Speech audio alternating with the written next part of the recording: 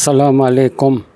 جو لوگ گود لیتے ہیں بچوں کو، منہ والے بیٹے یا بیٹیاں، اللہ تعالیٰ نے قرآن پاک کے اندر سورہ احزاب آیت نمبر 5 کے اندر فرمایا ہے کہ اگر ان کو گود لو تو ان کو اصلی باپ کے نام سے پکارو۔ اللہ تعالیٰ کا صاف فرمان ہے کہ آپ اگر گود لیتے ہیں تو ان کو اصلی باپ کے نام سے پکاریے۔ اور ایسا کون کرتا ہے؟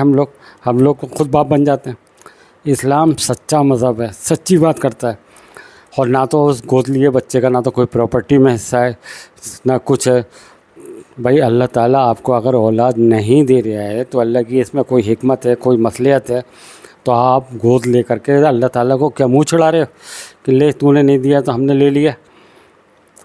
اور اگر چلو لے بھی لیا تو اللہ تعالیٰ تو خود کہہ رہا ہے قرآن کے اندر، آپ اس کے اصلی باپ کے نام سے پکارو۔ جو اس کا اگر باپ کا نام نہیں معلوم ہے وہ تو آپ کے دینی بھائی ہے، لیکن زیادہ تر آدمی رشتہ داری سے لیتا ہے، کہیں سے لیتا ہے، تو اس کے باپ کے نام سے پکارو جو اس کا اصلی باپ کا نام ہے۔ اپنے خود باپ مت بن جاؤ، گود والے بچے کے خود باپ مت بن جاؤ، اس کے اصلی باپ کے نام سے پکارو۔ اپنے اسی میں اللہ تعالیٰ کی خوشنودی ہے۔ اگر ہم اللہ تعالیٰ کی خوشنودی چاہتے ہیں اور اللہ تعالیٰ کا قرب حاصل کرنا چاہتے ہیں تو ہمیں ایسا ہی کرنا پڑے گا، نہیں تو اللہ تعالیٰ خوش نہیں ہوگا ان باتوں سے کہ ہم اپنے آپ خود باپ بن جائیں اور سوچیں کہ اللہ تعالیٰ خوش ہیں۔ وہی اللہ تعالیٰ تو خوش جب ہی ہوگا جو اللہ نے جو احکام نازل کرے ہیں ان کے حساب سے ہم چلیں گے۔ اللہ نے احکام یہی بتایا ہے سورہ احزاب آیت نمبر 5 کے اندر، اس کو اصلی باپ کے نام سے پکارو، اور ہم خود باپ بن جاتے ہیں۔ اگر ہم ایسا کرتے ہیں تو اس میں تو اللہ کا غضب نازل ہوگا، اللہ کی ناراضگی، اور جب اللہ کی ناراضگی ہوگی تو اللہ کا عذاب آئے گا۔ تو ایسا کام نہ کریں جس سے اللہ کی ناراضگی ہو، اللہ ناخوش ہو۔ تو جب بھی بچہ گود لیں یا کریں تو اس کے اندر یہی کوشش کریں کہ اس کو اصلی باپ کے نام سے پکاریں، لیکن ہم لوگ ایسا نہیں کرتے ہیں۔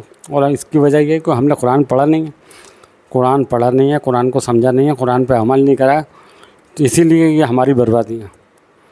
جو ہم حرکت کرتے ہیں تو ہم اسی وجہ سے کرتے ہیں کیونکہ ہم قرآن کو پڑھتے نہیں ہیں، قرآن کو سمجھتے نہیں ہیں، قرآن کو عمل نہیں کرتے، قرآن پہ عمل نہیں کرتے، اور اسی لیے عذاب آ رہا ہے اللہ کا عذاب کی وجہ یہی ہے کیونکہ ہم قرآن کو سمجھتے نہیں ہیں، پڑھتے نہیں ہیں۔ اللہ تعالیٰ تو ہمارے لیے احکام نازل کر رہا ہے، ہمارے لیے ہدایت ہے قرآن کہ ہمیں زندگی کیسے گزارنی ہے، اور ہم اللہ کی مرضی کے بنا زندگی گزارتے ہیں، بچوں کو گود لے لیتے ہیں اور اپنا خود باپ بن جاتے ہیں، اور پھر بعد میں خود ہمارا ہو جاتا ہے تو پھر ہمارا کشیدگی ہوتی ہے، ہم اس بچے سے اتنی محبت نہیں ہوتی۔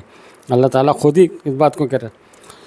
بھائی آگے جو ٹینشنیں ہوتی ہیں، جو فتنے بڑھتے ہیں وہ اسی وجہ سے بڑھتے ہیں۔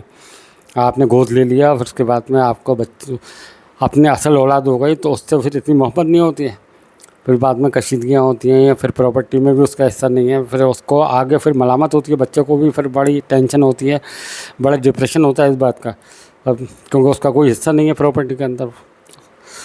تو اس لیے اس بات کا خیال رکھیں، اللہ تعالیٰ کے احکام پہ غور و فکر کریں۔ اللہ تعالیٰ نے جو قرآن کے اندر ہمارے لیے احکام نازل فرمائے ہیں تو ان پہ غور و فکر کریں، تبھی اللہ خوش ہوگا، تبھی اللہ کا قرب حاصل ہوگا، تبھی ہم اللہ کے عذاب سے بچ سکتے ہیں۔ تو اس لیے اللہ سے ڈرو میرے بھائیوں، کبھی بھی کوئی بھی بچہ لو تو اس کے اصلی باپ سے نام سے پکارو۔ تو میری بات آپ کو لوگوں کے سمجھ میں آئی ہوگی۔ اللہ تعالیٰ ہم سب کو ہدایت دے۔